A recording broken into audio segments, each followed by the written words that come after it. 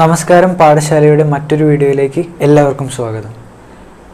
നമ്മൾ ഇന്ന് ഇവിടെ ഡിസ്കസ് ചെയ്യാൻ പോകുന്നത് SLC ഫിസിക്സിലെ ചാപ്റ്റർ 4 റിഫ്ലക്ഷൻ ഓഫ് ലൈറ്റ്, പ്രകാശത്തിൻ്റെ പ്രതിപതനമാണ്. ഈ ചാപ്റ്ററിൽ നമ്മൾ പഠിക്കാൻ പോകുന്നത് എങ്ങനെ ഒരു സർഫസിൽ തട്ടി നമുക്ക് ഇമേജസ് കാണാൻ പറ്റുന്നു എന്നുള്ളതിനെ പറ്റിയിട്ടാണ്. വിവിധതരം സർഫേസുകളെ പറ്റിയിട്ടും വിവിധതരം പ്രതലങ്ങളെ പറ്റിയിട്ടും നമ്മൾ ഈ ചാപ്റ്ററിൽ പഠിക്കും. അതായത് വിവിധതരം മിററുകളെ പറ്റിയിട്ടാണ് നമ്മൾ പ്രധാനമായും ഈ ചാപ്റ്ററിൽ പഠിക്കാൻ പോകുന്നത്. അപ്പോൾ നമുക്ക് ആദ്യം തന്നെ പറഞ്ഞു തുടങ്ങാം, എങ്ങനെയാണ് നമുക്കൊരു വസ്തുവിനെ കാണാൻ പറ്റുന്നത്. അതായത് ഒരു വസ്തുവിൽ ലൈറ്റ് തട്ടി അവിടുന്ന് റിഫ്ലക്റ്റ് ചെയ്ത് ആ ലൈറ്റ് നമ്മൾ കാണുമ്പോഴാണ് നമുക്കൊരു വസ്തുവിനെ വിസിബിൾ ആവുന്നത്. അപ്പോൾ അത് നമ്മൾ ചെറിയ ക്ലാസ്സിൽ ബയോളജിയിലായാലും എല്ലാത്തിലും എങ്ങനെയാണ് കാഴ്ച സാധ്യമാകുന്നതെന്ന് നമ്മൾ പഠിച്ചിട്ടുണ്ട്. നമ്മൾ ഈ ചാപ്റ്ററിൽ പഠിക്കാൻ പോകുന്നത് അങ്ങനെ ലൈറ്റ് പാസ് ചെയ്യുമ്പോൾ ആ ലൈറ്റിൻ്റെ പാത്തും അത് പോകുന്ന രീതിയും അതിനായിട്ട് ബന്ധപ്പെട്ട കുറച്ച് നിയമങ്ങളും ഒക്കെയാണ് പഠിക്കാൻ പോകുന്നത്. അപ്പോൾ നമ്മൾ തുടക്കത്തിൽ തന്നെ പഠിക്കാൻ പോകുന്നത് ലോസ് ഓഫ് റിഫ്ലക്ഷനാണ്. ഈ പ്രതിഫലനത്തിൻ്റെ നിയമങ്ങളാണ് നമ്മൾ ആദ്യം പഠിക്കാൻ പോകുന്നത്. അപ്പോൾ നമുക്ക് സ്റ്റാർട്ട് ചെയ്യാം. നമ്മൾ ഒരു സർഫേസ് കൺസിഡർ ചെയ്യാം. ഇതാണ് ഒരു സർഫേസ്, പ്രതലം. അപ്പോൾ അവിടേക്ക് ഒരു പ്രകാശത്തിൻ്റെ രശ്മി ഇങ്ങനെ വരുന്നുണ്ട്, സൈഡിൽ നിന്നാണ് പതിക്കുന്നതെന്ന് വിചാരിക്കുക. അവിടെ തട്ടിയിട്ട്, ഇത് മിനുസമായിട്ടുള്ള പ്രതലമാണെന്നുണ്ടെങ്കിൽ അവിടെ തട്ടിയിട്ട് അതിങ്ങനെ പ്രതിഫലിക്കും, അതായത് റിഫ്ലക്റ്റ് ചെയ്യും. അപ്പോൾ ഇങ്ങനെ വരുന്നൊരു പ്രകാശം ഇങ്ങനെ തട്ടി റിഫ്ലക്റ്റ് ചെയ്തു. അപ്പോൾ ഈ പോയിന്റിനാണ് നമ്മൾ എന്ത് പറയുക, പതന ബിന്ദു അല്ലെങ്കിൽ പോയിന്റ് ഓഫ് ഇൻസിഡൻസ് എന്ന് പറയും.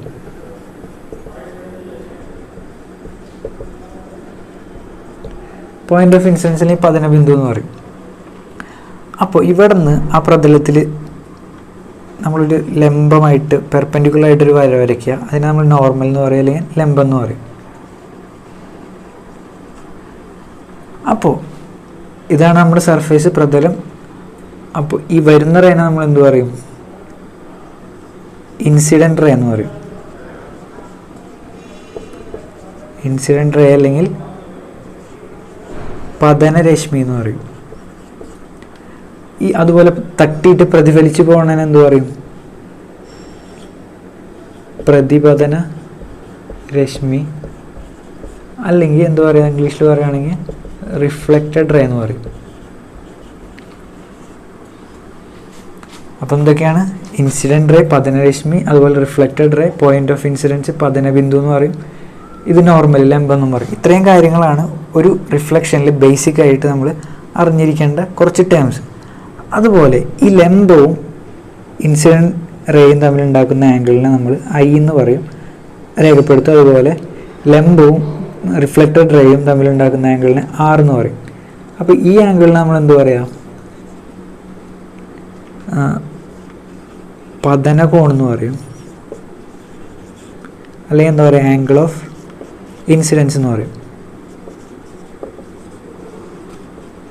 സിമിലർലി R എന്താണ്, നമുക്ക് പറയാം പ്രതിപതന കോൺ അല്ലെങ്കിൽ ആംഗിൾ ഓഫ് റിഫ്ലക്ഷൻ, അല്ലെങ്കിൽ റിഫ്ലക്റ്റഡ് ആംഗിൾ എന്ന് പറയാം. ഇത് ഇൻസിഡൻസ് ആംഗിളും ഇത് റിഫ്ലക്റ്റഡ് ആംഗിൾ എന്നും പറയാം. രണ്ടും ശരിയാണ്. ഇതിൽ നിന്ന് നമുക്ക് ശ്രദ്ധിക്കേണ്ട കുറച്ച് കാര്യങ്ങൾ എന്താണെന്ന് വെച്ച് കഴിഞ്ഞാൽ, ഈ മിനുസായിട്ടുള്ള സർഫേസ് ആണെങ്കിൽ ഈ ഇൻസിഡൻറ്റ് ആംഗിളും റിഫ്ലക്റ്റഡ് ആംഗിളും ഈക്വൽ ആയിരിക്കും.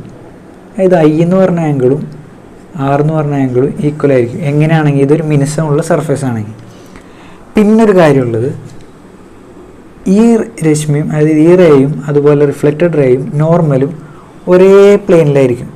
ഇതിപ്പോൾ ബോർഡിലാണ് വരയ്ക്കണമെന്നുണ്ടെങ്കിൽ ബോർഡിൻ്റെ പ്ലെയിനിലായിരിക്കും. അതായത് ഞാൻ കാണിച്ചു തരാണെങ്കിൽ, ഇപ്പോൾ റിഫ്ലക്റ്റഡ് റേ ഇങ്ങനെ, ഇൻസിഡൻറ്റ് റേ ഇങ്ങനെ വന്നു, അതേ പ്ലെയിനിൽ തന്നെ ആയിരിക്കും റിഫ്ലക്റ്റഡ് റേയും പോവുക. ഇനിയിപ്പോൾ ഇൻസിഡൻറ്റ് റേ ഇങ്ങനെയാണ് വരണമെന്ന് വിചാരിക്കുക, അപ്പോൾ പ്ലെയിൻ എന്തായി, അതുപോലെ തന്നെ അതേ സെയിം പ്ലെയിനിൽ തന്നെ ആയിരിക്കും റിഫ്ലക്റ്റഡ് റേ ഉണ്ടാവുക. അപ്പോൾ ഈ ബാക്കിലുള്ളതിനെയാണ് നമ്മൾ എന്ത് പറയുന്നത്, പ്ലെയിൻ എന്ന് പറയുന്നത്.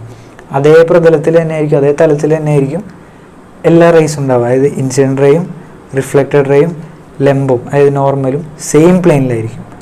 അപ്പോൾ ഈ രണ്ട് കാര്യങ്ങളാണ് നമുക്ക് നോക്കാനുള്ളത്. ഇത് മൂന്നും എന്തിലായിരിക്കും, ഒരേ പ്ലെയിനിലായിരിക്കും. അപ്പോൾ ഈ രണ്ട് പോയിൻറ്റ്സിനെയാണ് നമ്മൾ എന്ത് പറയുന്നത്, ലോ ഓഫ് റിഫ്ലക്ഷൻ എന്ന് പറയുന്നത്. അതായത് ഇൻസിഡൻറ്റ് റേയും റിഫ്ലക്റ്റഡ് റേയും നോർമൽ ടു ദ സർഫേസും ഒരേ പ്ലെയിനിലായിരിക്കും, ഒരേ സർഫേസിലായിരിക്കും. അതിനെയാണ് നമ്മൾ ലോ ഓഫ് റിഫ്ലക്ഷൻ എന്ന് പറയുക. മലയാളം മീഡിയം കുട്ടികൾക്ക് വേണ്ടി പറയുകയാണെങ്കിൽ പതനരശ്മിയും പ്രതിപതനരശ്മിയും അതേപോലെ പതനബിന്ദുവിൽ നിന്ന് വരയ്ക്കുന്ന ലംബവും ഒരേ തലത്തിലായിരിക്കും. ഇതിനെയാണ് നമ്മൾ എന്ത് പറയുന്നത്, ലോ ഓഫ് റിഫ്ലക്ഷൻ എന്ന് പറയുന്നത്. ഒന്നുകൂടെ ഞാൻ പറയാം, ലോ ഓഫ് റിഫ്ലക്ഷൻ എന്താണ്? മിനുസമുള്ള പ്രതലങ്ങളിൽ തട്ടി പ്രകാശം പ്രതിപദിപ്പിക്കുമ്പോൾ അതിൻ്റെ പതനരശ്മിയും പ്രതിപതനരശ്മിയും ലംബവും ഒരേ പ്ലെയിനിലായിരിക്കും, ഒരേ തലത്തിലായിരിക്കും. അതിനാണ് എന്ത് പറയുന്നത്, ലോ ഓഫ് റിഫ്ലക്ഷൻ എന്ന് പറയുന്നത്. ഓക്കെ, ഇനി നമുക്ക് ഒരു പ്രതലത്തിൽ തട്ടി എങ്ങനെയാണ് ഒരു ഇമേജ് ഫോം ചെയ്യുന്നത് എന്നുള്ളത് നമുക്ക് നോക്കാം. അതായത് ഒരു പ്രതിബിംബം എങ്ങനെയാണ് ഫോം ചെയ്യുന്നത് എന്നുള്ളത് നോക്കാം. ഇമേജ് ഫോം ചെയ്ത് നോക്കുന്നതിനേക്കാൾ മുമ്പ് ഒരു കാര്യം കൂടെ നമുക്കൊന്ന് പറയാം. അതായത് നമ്മൾ പഠിച്ചല്ലോ, ലോസ് ഓഫ് റിഫ്ലക്ഷൻ പഠിച്ചു. അപ്പോൾ ഒരു പ്ലെയിൻ സമതലം, അതായത് ഒരു മിനുസമായിട്ടുള്ള പ്രതലത്തിൽ തട്ടിയിട്ട് റിഫ്ലക്റ്റ് ചെയ്യുകയാണെങ്കിൽ പറഞ്ഞു ഇൻസിഡൻറ്റ് ആംഗിളും റിഫ്ലക്റ്റഡ് ആംഗിളും സെയിം ആയിരിക്കും. ഇതിങ്ങനെ റിഫ്ലക്റ്റ് ചെയ്ത് ഇവിടെ നിന്ന് ഒരു റേ വരുന്നുണ്ടെന്നുണ്ടെങ്കിൽ അതിങ്ങനെ പോവും, ഇവിടെ നിന്ന് ഒരു റേ വരുന്നുണ്ടെന്നുണ്ടെങ്കിൽ അതിങ്ങനെ പോവും. അതായത് ആംഗിൾ എന്തായിരിക്കും, സെയിം ആയിരിക്കും. അപ്പോൾ ഇതിനെന്ത് പറയും നമ്മൾ, റെഗുലർ റിഫ്ലക്ഷൻ എന്ന് പറയും.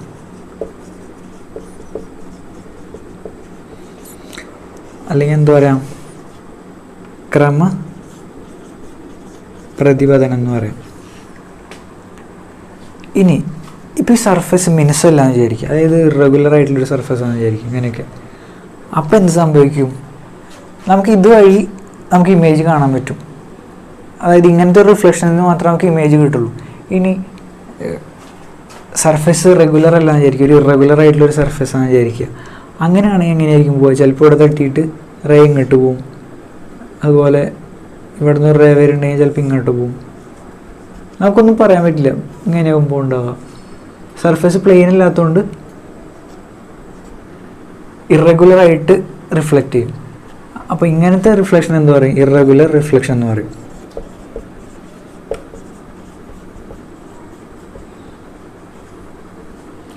ഓക്കെ, അതായത് വിസരിത പ്രതിപതനം എന്ന് പറയും. അപ്പോൾ ഇതാണ് രണ്ട് ടൈപ്പ് ഓഫ് റിഫ്ലക്ഷൻ, റെഗുലർ റിഫ്ലക്ഷനും ഇറഗുലർ റിഫ്ലക്ഷനും. സ്മൂത്ത് ആയിട്ടുള്ള സർഫേസ് എന്നാണെങ്കിൽ റെഗുലർ റിഫ്ലക്ഷൻ എന്ന് പറയും, സ്മൂത്ത് അല്ലാത്ത ഇറഗുലർ ആയിട്ടുള്ള സർഫേസ് എന്നാണെങ്കിൽ ഇറഗുലർ റിഫ്ലക്ഷൻ അല്ലെങ്കിൽ വിസരിത പ്രതിപതനം എന്ന് പറയും. അപ്പോൾ നമുക്ക് ഇമേജ് എങ്ങനെയാണ് ഫോം ചെയ്യുന്നത് നോക്കാം. ഇവിടെ നോക്കിക്കഴിഞ്ഞാൽ ഇതാണ് നമ്മുടെ ഒബ്ജക്റ്റ്, ഇത് നമ്മുടെ മിറർ, പ്രതലം, സമതല ദർപ്പണം. അതായത് പ്ലെയിൻ മിററിനെയാണ് സമതല ദർപ്പണം എന്ന് പറയുക. അപ്പോൾ ഇതാണ് നമ്മുടെ മിറർ. അപ്പോൾ ഈ ഒബ്ജക്റ്റിൽ നിന്ന് ഇൻസിഡൻറ്റ് റേ ഇങ്ങനെ വരുന്നുണ്ട്. ഒബ്ജക്റ്റിൽ നിന്ന് പല ഭാഗത്തു നിന്ന് ലൈറ്റ് തട്ടിയിട്ട് വരുന്നുണ്ടാവുമല്ലോ, എന്നൊരു നമ്മൾ രണ്ട് റേ ഇങ്ങനെ കാണിച്ചിട്ടുണ്ട്. ഒരു ഇൻസിഡൻറ്റ് റേ ഇത്, അപ്പോൾ ഇതിൻ്റെ ഇൻസിഡൻറ്റ് ആംഗിൾ ഇതായിരിക്കും, അതവിടെ നിന്ന് റിഫ്ലക്റ്റ് ചെയ്ത് ഇങ്ങനെ പോകുന്നുണ്ട്. അതുപോലെ രണ്ടാമത്തെ ഇൻസിഡൻറ്റ് റേയുടെ നോർമലാണ് ഈ കാണിച്ചിരിക്കുന്നത്, അതവിടെ നിന്ന് റിഫ്ലക്റ്റ് ചെയ്ത് ഇങ്ങനെ പോകുന്നുണ്ട്. ഇത് ഈ ആംഗിളും ഇൻസിഡൻറ്റ് ആംഗിളും റിഫ്ലക്റ്റഡ് ആംഗിളും ഈക്വൽ ആയിരിക്കും. അപ്പോൾ അത് രണ്ടും കൂടെ റിഫ്ലക്റ്റ് ചെയ്തിട്ട് നമ്മുടെ കണ്ണിലേക്ക് പോകും. കണ്ണിലേക്ക് പോകുമ്പോൾ കണ്ണിന് എന്താ തോന്നുകയെന്ന് വെച്ച് കഴിഞ്ഞാൽ നമുക്കൊരു തോന്നലാണ്, അത് ആ റേ വരുന്നത് ഇതിൻ്റെ പിന്നീന്ന് എവിടെ നിന്നോ ഒറിജിനേറ്റ് ചെയ്തിട്ട് വരുന്ന പോലെയാണ് നമുക്ക് തോന്നുക. അപ്പോൾ ഇതിനെ രണ്ടിനും കൂടെ എക്സ്റ്റെൻഡ് ചെയ്ത് കഴിഞ്ഞാൽ ഒരു പോയിന്റിൽ കൂട്ടിമുട്ടും. ആ കൂട്ടിമുട്ടുന്ന പോയിന്റിൽ നിന്നാണ് ആ വെളിച്ചം വരുന്നതെന്നാണ് നമുക്ക് തോന്നുക. അപ്പോൾ അവിടെയാണ് നമുക്ക് ഇമേജ് ഉള്ള പോലെ തോന്നും. ശരിക്കും ഇമേജ് ഒബ്ജക്റ്റ് എവിടെയാണുള്ളത്, ഇവിടെയാണുള്ളത്. അപ്പോൾ ആ ശരിക്കും നമുക്ക് തോന്നും ആ ഇമേജ് പിന്നീന്ന് എവിടെ നിന്നാണ് വരുന്നത്. അതാണ് നമുക്ക് മിററിൽ നോക്കുന്ന സമയത്ത് ഇമേജ് പിന്നിലുള്ള പോലെ തോന്നാം, മിററിൻ്റെ പിന്നിലുള്ള പോലെ തോന്നാം. അപ്പോൾ ആ പോയിൻ്റാണ് ഐ എന്ന് മാർക്ക് ചെയ്തിട്ടുള്ളത്. ഇവിടെ സാധാരണ പ്ലെയിൻ മിറർ ആയതുകൊണ്ട് നമുക്ക് നോക്കി കഴിഞ്ഞാൽ അറിയാം, ഈ ഒബ്ജക്റ്റിൽ നിന്ന് മിററിലേക്കുള്ള ദൂരവും അതുപോലെ ഇമേജിലേക്കുള്ള ദൂരം സെയിം ആയിരിക്കും. ഈ രണ്ട് ഡിസ്റ്റൻസും സെയിം ആയിരിക്കും. വരച്ചതിൻ്റെ കുറച്ച് ഇംപെർഫെക്ഷൻ കൊണ്ട് ഡിസ്റ്റൻസിൽ വ്യത്യാസം തോന്നാം, പക്ഷേ ഈ രണ്ട് ഡിസ്റ്റൻസും സെയിം ആയിരിക്കും. ഇങ്ങനെയാണ് എന്ത് ചെയ്യുന്നത്, ഇമേജ് ഫോം ചെയ്യുന്നത്. ഒന്നുകൂടെ, അതായത് ഒബ്ജക്റ്റിൽ നിന്ന് രശ്മികൾ വരുന്നുണ്ടാവും, അത് റിഫ്ലക്റ്റ് ചെയ്യും, അത് കണ്ണിലേക്ക് തട്ടും. കണ്ണിന് എന്താ തോന്നുകയെന്ന് വെച്ച് കഴിഞ്ഞാൽ അത് പിന്നിലൊരു പോയിന്റിൽ നിന്ന് ഒറിജിനേറ്റ് ചെയ്ത് വരുന്ന പോലെയാണ് തോന്നുക. അപ്പോൾ ആ പോയിന്റിലാണ് നമ്മൾ ഇമേജ് ഉണ്ടെന്ന് പറയാം. അപ്പോൾ ഈ ഇമേജിൻ്റെ പ്രത്യേകതകൾ പറയുകയാണെങ്കിൽ എന്താ, റിയൽ ഇമേജ് ആണോ? അല്ല, മിററിൻ്റെ പിന്നിലാണ് ഉണ്ടാകുന്നത്. അപ്പോൾ അതിന് മിഥ്യ ഇമേജ് എന്ന് പറയുക, അല്ലെങ്കിൽ വെർച്വലാണ് ഇമേജ്.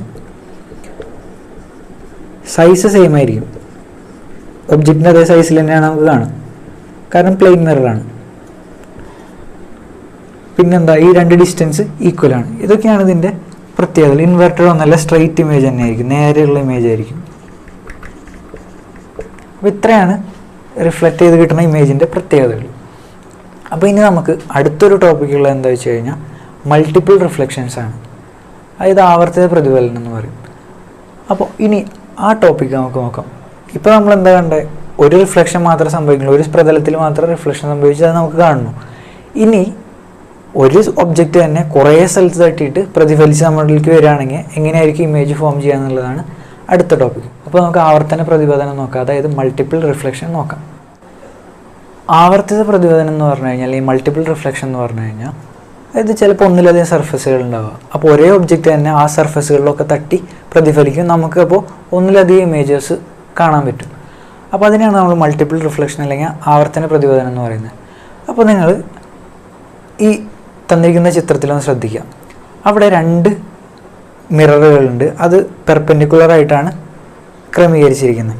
അതിൻ്റെ നടുക്കായിട്ട് അതിപ്പോൾ ഒരു 90 ഡിഗ്രി ആണല്ലോ ഉള്ളത്, അതായത് പെർപെൻഡിക്കുലറാണ്. അതിന് 45 ഡിഗ്രിയിൽ നമ്മുടെ ഒബ്ജക്റ്റ് വെച്ചു, വസ്തു വെച്ചു. അങ്ങനെയാണെങ്കിൽ അത് പല സർഫേസിൽ 2 സർഫേസ് ഉണ്ട്, അപ്പോൾ അവിടെയൊക്കെ തട്ടി റിഫ്ലക്റ്റ് ചെയ്യും. അങ്ങനെ റിഫ്ലക്റ്റ് ചെയ്ത് നമുക്ക് ഇമേജസ് കാണാൻ പറ്റും. സാധാരണ ഇപ്പോൾ 45 ഡിഗ്രിയിലാണ് വെച്ചിരിക്കുന്നതെന്നുണ്ടെങ്കിൽ നമുക്ക് ചിത്രത്തിൽ കാണിച്ചിരിക്കുന്ന പോലെ 3 ഇമേജസ് കാണാൻ പറ്റും. ആ 2 മിററുകൾക്കിടയിലുള്ള ആ 2 പ്രതലങ്ങളുടെ ഇടയിലുള്ള ആംഗിൾ മാറ്റുന്നതിനനുസരിച്ച് നമുക്ക് കാണാവുന്ന ഇമേജിൻ്റെ എണ്ണത്തിലും വ്യത്യാസം വരും. ആംഗിൾ മാറ്റുന്നതിനനുസരിച്ച് നമുക്ക് എന്ത് കാണാൻ പറ്റും, കൂടുതൽ ഇമേജസ് കാണാൻ പറ്റും. അതിന് കാരണം എന്താ, ഇവിടെ കൂടുതൽ പ്രാവശ്യം റിഫ്ലക്ഷൻസ് നടക്കുന്നുണ്ട്, അതായത് മൾട്ടിപ്പിൾ റിഫ്ലക്ഷൻസ് നടക്കുന്നുണ്ട്, ആവർത്തനമായിട്ട് ഈ പ്രതിപതനം നടന്നുകൊണ്ടിരിക്കുന്നുണ്ട്. അതുകൊണ്ടാണ് നമുക്ക് കൂടുതൽ ഇമേജസ് കാണാൻ പറ്റുന്നത്. അപ്പോൾ ഇങ്ങനെ ഉണ്ടാകുന്ന ഇമേജസിന് എക്സ്പെരിമെൻറ്റിലൂടെ കണ്ടുപിടിച്ചു, നമുക്ക് ഈ ഇമേജസിൻ്റെ എണ്ണം കണ്ടുപിടിക്കാൻ പറ്റുമെന്ന് മനസ്സിലാക്കി. അങ്ങനെ എക്സ്പെരിമെൻറ്റ് ചെയ്ത് നോക്കിയപ്പോൾ ഈ നമ്മൾ ഒബ്ജക്റ്റ് വയ്ക്കുന്ന ആംഗിളും അതുപോലെ പ്രതലത്തിൻ്റെ ആംഗിളും തമ്മിലൊരു റിലേഷൻ ഉണ്ടെന്ന് മനസ്സിലാക്കി. പ്രതലത്തിൻ്റെ ആംഗിളും അതുപോലെ തന്നെ ഫോം ചെയ്യുന്ന ഇമേജസിൻ്റെ എണ്ണവും തമ്മിൽ ഒരു റിലേഷൻ ഉണ്ടെന്ന് മനസ്സിലാക്കി. ആ റിലേഷൻ എങ്ങനെയാണ്, n = 360 / θ - 1 എന്നാണ്. ഈ n എന്ന് പറഞ്ഞു കഴിഞ്ഞാൽ എത്ര ഇമേജ് ഫോം ചെയ്തു എന്നുള്ളതാണ്, നമ്പർ ഓഫ് ഇമേജസ് ആണ്, എത്ര പ്രതിബിംബം ഫോം ചെയ്തു എന്നുള്ളതാണ് n. തീറ്റ പറഞ്ഞു കഴിഞ്ഞാൽ പ്രതലങ്ങളുടെ ഇടയിലുള്ള ആംഗിളാണ്, അതായത് ആ സർഫേസിൻ്റെ ഇടയിലുള്ള ആംഗിളാണ്, ആംഗിൾ ബിറ്റ്വീൻ മിറേഴ്സ് അല്ലെങ്കിൽ സർഫേസസ്. അതായത് ഇപ്പോൾ നിങ്ങൾ കണ്ടു, ചിത്രത്തിൽ കണ്ടു 2 പ്രതലം ഉണ്ടായിരിക്കും, ഇതിൻ്റെ ഇടയിലുള്ള ആംഗിളാണ് ഈ തീറ്റ പറഞ്ഞു കഴിഞ്ഞാൽ. n എന്ന് പറഞ്ഞു കഴിഞ്ഞാൽ എത്ര ഇമേജ് ഫോം ചെയ്തു എന്നുള്ളതാണ്. നമുക്ക് ഒബ്ജക്റ്റ് ഇവിടെ 45 ഡിഗ്രിയിൽ വെച്ച സമയത്ത് നമുക്ക് 3 ഇമേജ് കിട്ടി. നമുക്കതൊന്ന് വെരിഫൈ ചെയ്ത് നോക്കാം. അപ്പോൾ ഇതിൻ്റെ ഇടയിലുള്ള ആംഗിൾ എത്രയാണ്, 90 ഡിഗ്രിയിലാണ്. ഒബ്ജക്റ്റ് അതിൻ്റെ മിഡിലിൽ വെച്ചിട്ടുള്ളത്. ആ ആംഗിൾ 90 എന്ന് പറഞ്ഞു കഴിഞ്ഞാൽ തീറ്റയ്ക്ക് നമ്മൾ 90 കൊടുക്കുക. അപ്പോൾ എന്ത് വരും, 360 / 90 - 1. 360 / 90 പറഞ്ഞു കഴിഞ്ഞാൽ 4 - 1 3 വന്നു. ഇനി നമ്മളിതിപ്പോൾ ഒരു ആംഗിൾ മാറ്റിയിട്ട് 60 ആക്കി വിചാരിക്കുക. ഈ ആംഗിൾ 60 ആക്കി ഒബ്ജക്റ്റ് നമ്മൾ ഇതിൻ്റെ മിഡിലിൽ വെച്ചു. അതായത് നമ്മൾ ഒബ്ജക്റ്റ് ഇപ്പോൾ ഒരു മെഴുകുതിരി എന്താണെന്ന് വെച്ച് കഴിഞ്ഞാൽ അതവിടെ വെച്ചു. അങ്ങനെയാണെങ്കിൽ എത്ര ഇമേജസ് ഉണ്ടാവും നമുക്ക് കണ്ടുപിടിക്കാമല്ലോ ഈക്വേഷൻ വെച്ച്. അപ്പോൾ എങ്ങനെ വരും, n = 360 / 60 - 1. 360 / 60 എത്ര, 6 - 1 5. അപ്പോൾ 5 ഇമേജസ് ഫോം ചെയ്യും. അതാണ് ഈ പ്രതലങ്ങളുടെ ആംഗിളും നമ്പർ ഓഫ് ഇമേജസ് ഫോം ചെയ്യുന്ന തമ്മിലുള്ള റിലേഷൻ.